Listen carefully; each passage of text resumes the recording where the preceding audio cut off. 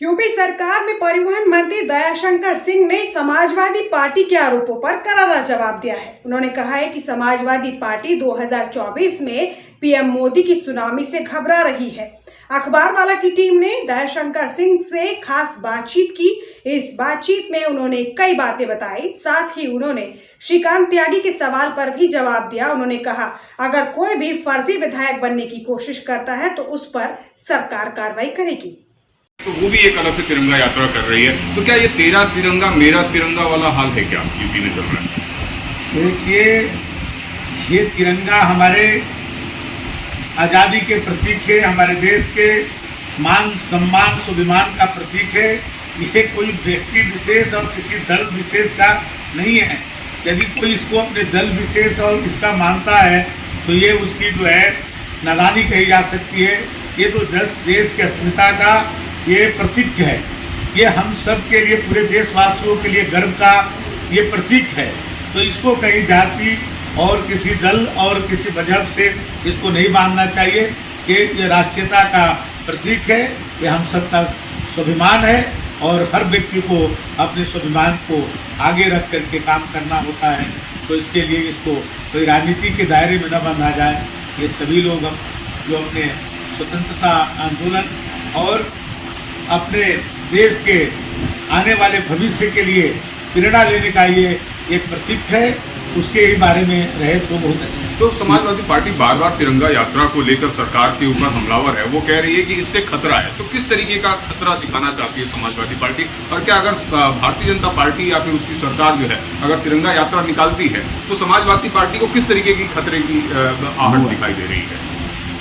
देखिए, अब मोदी जी के सुनामी के खतरा होगा। अभी तो मोदी जी की आंधी देखे हैं वो लोग भाई। 2014, 17, 19 और 22 में मोदी जी की आंधी से घबरा रहे हैं। अब 24 में उनकी सुनामी आने वाली है, उससे खतरा उनको महसूस होता हो। तिरंगा से तो खतरा नहीं होना चाहिए। मंत्री जी आज श्रीकांत त्यागी की बहुत चर्चा है प्रदेश में। जिस तरह से श्रीकांत त्यागी ने अपने गाड़ी पर स्टिकर विधायक का लगवाया था और घूम रहे थे, उसी तरह बहुत से अभी भी गाड़ियां हैं पूरे प्रदेश में, जनपद में भी, कि उस तरह का स्टिकर लगा के लोग घूम रहे हैं। और जो जिस पोस्ट पर नहीं है उस पोस्ट भी उस पर लिखवा के गाड़ियों पर चल रहे हैं। इन लोगों पर किस तरह की कार्रवाई होनी चाहिए, कभी चेक हुआ है? देखिए, कोई भी व्यक्ति कोई इस तरह से उसका उपयोग नहीं कर सकता है।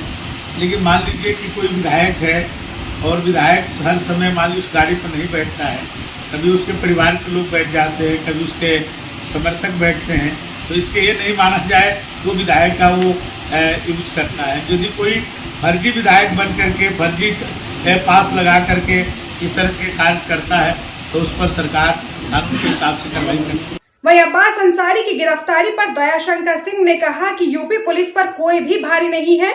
यूपी पुलिस अपना काम कर रही है। यूपी पुलिस ने अपनी विश्वसनीयता खुद कायम की है। बिहार में आरजेडी और नीतीश के गठबंधन पर उन्होंने कहा कि ये गठबंधन पूरी तरह से बिना तालमेल का है। इससे पहले भी ऐसा हुआ था, लेकिन इस बार फिर ऐसा हुआ है जो बिहार की जनता के साथ अन्याय है। सबसे दूर हैं, और क्या यूपी की पुलिस पर भारी पड़ रहे हैं अब्बास अंसारी? पुलिस, उत्तर प्रदेश पुलिस के ऊपर कोई भारी नहीं है। आज देख रहे हैं उत्तर प्रदेश पुलिस की जो अच्छा काम करने का, केवल अपने ही देश में नहीं विदेशों में भी इसकी प्रशंसा हो रही है। अभी जोगी मॉडल को आप देखें, कर्नाटक के मुख्यमंत्री ने कहा कि मैं चाहता हूं कि कानून व्यवस्था के में हम जोगी मॉडल को अपनाएं। तो आज उत्तर प्रदेश की पुलिस अपनी विश्वसनीयता को बढ़ाया है, इसलिए किसी व्यक्ति के कहने से कोई फर्क नहीं। तो आखिर क्या वजह है कि अब्बास अंसारी अभी तक कोर्ट में केस नहीं हुआ और पुलिस उनको गिरफ्तार भी नहीं, ढूंढ भी नहीं पाई? ये पुलिस अपना काम कर रही है और आप देखेंगे पुलिस के शिकंजे से कोई भी व्यक्ति बहुत लंबे समय तक बच नहीं सकता। जिस तरीके से बिहार में अभी सत्ता परिवर्तन हो गया, ओम प्रकाश राजभर वहां पर भी दांव खेल रहे हैं। उनका कहना है कि जो नीतीश कुमार की पार्टी जदयू और कांग्रेस जो है जातिगत जनगणना की बात करती थी, अब तो उनकी सरकार है। पूरे देश में उन्होंने मांग की है कि जातिगत जनगणना होनी चाहिए। तो क्या आप समर्थन करते हैं क्या ओम प्रकाश राजभर के बयान का? ओम प्रकाश राजभर जी की अपनी पार्टी चलाने की अलग नीति है और भारतीय जनता पार्टी की अपनी अलग नीति है। सभी पार्टियां अपनी अपनी नीतियों के बारे में चर्चा करते हैं। और जहाँ तक आप बिहार की बात कर रहे हैं, तो बिहार में जो गठबंधन हुआ है, ये गठबंधन पहले भी हो चुका है और उसको माननीय नीतीश कुमार जी ने इसका मजा चख भी लिया। जब वो मुख्यमंत्री थे और आरजेडी के साथ उन्होंने सरकार बनाई थी, तो बिहार की कानून व्यवस्था किस तरह से थी, वहाँ की जनता कितनी त्रस्त हो चुकी थी। अंत में मजबूर होकर के नीतीश कुमार जी को उससे अलग होना पड़ा था। इसलिए आज उन्होंने जो गठबंधन किया है वो बेमेल गठबंधन है। ये बिहार की जनता के साथ अन्याय है, क्योंकि चुनाव से पहले बीजेपी के साथ उनका गठबंधन था और उसी के आधार पर चुनाव हुआ, जनता ने अपना समर्थन दिया। कम सीटें उनके होने के बावजूद भारतीय जनता पार्टी उनसे दुगना सीट जीतने के बाद भी अपने गठबंधन धर्म का पालन की और उनको मुख्यमंत्री बनाया, क्योंकि मुख्यमंत्री के चेहरे के रूप में नीतीश कुमार जी को गठबंधन में रखा गया था। और जिनके साथ उन्होंने गठबंधन किया, उसी गठबंधन के खिलाफ उनको समर्थन मिला था।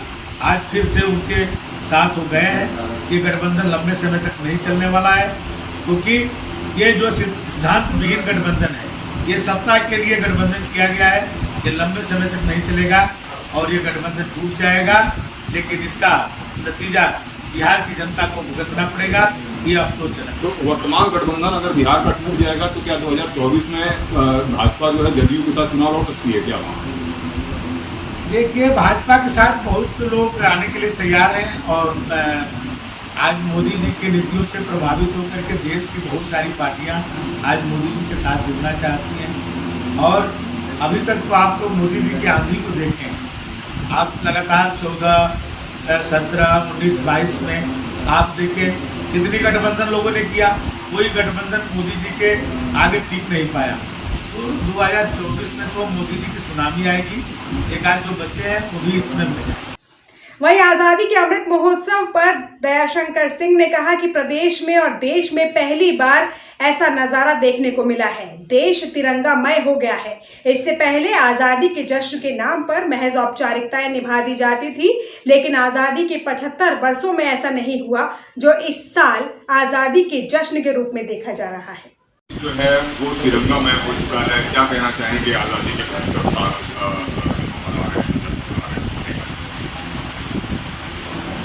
देखिए, आज़ादी के अमृत महोत्सव में